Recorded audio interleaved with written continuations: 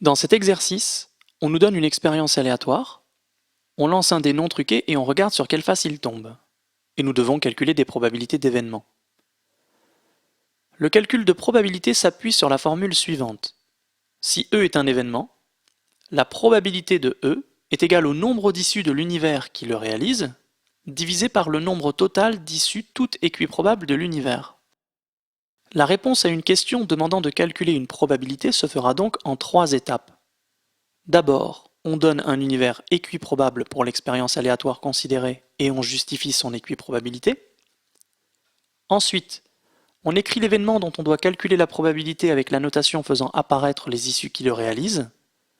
Et enfin, on utilise la formule pour répondre à la question. Les 2 premières étapes viennent de justifier tout ce qui est nécessaire pour l'utiliser. Commençons. Dans la première question, l'univers naturel pour l'expérience aléatoire, lancer un dé non truqué et regarder sur quelle face il tombe, est simplement oméga égale 1, 2, 3, 4, 5, 6. Cet univers est justement équiprobable, car aucune face n'ayant plus de chances de tomber qu'une autre, toutes ont la même chance de sortir.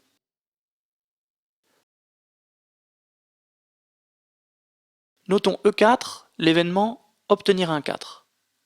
On a donc E4 égale 4.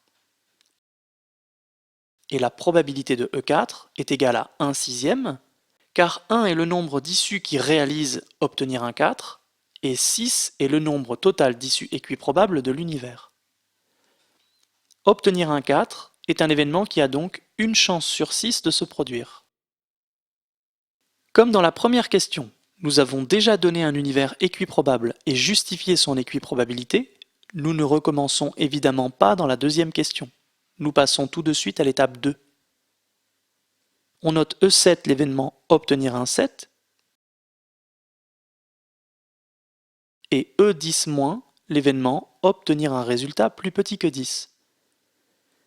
Comme aucune issue ne réalise E7, nous avons E7 égale l'ensemble vide, que l'on note avec une sorte de cercle barré plutôt qu'avec 2 accolades vides. Et E10- est égal à 1, 2, 3, 4, 5 ou 6, puisque toutes les issues le réalisent. On a donc la probabilité de E7 est égale à 0 sur 6, qui est égale à 0. Les événements impossibles ont toujours une probabilité de 0. Et la probabilité de E10- est égale à 6 sur 6, qui est égale à 1. Les événements certains ont toujours une probabilité de 1.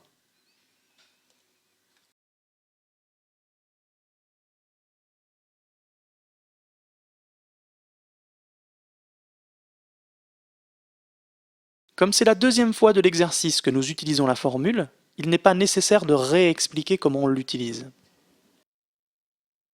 Pour la troisième question, notons E2- l'événement obtenir un résultat inférieur ou égal à 2.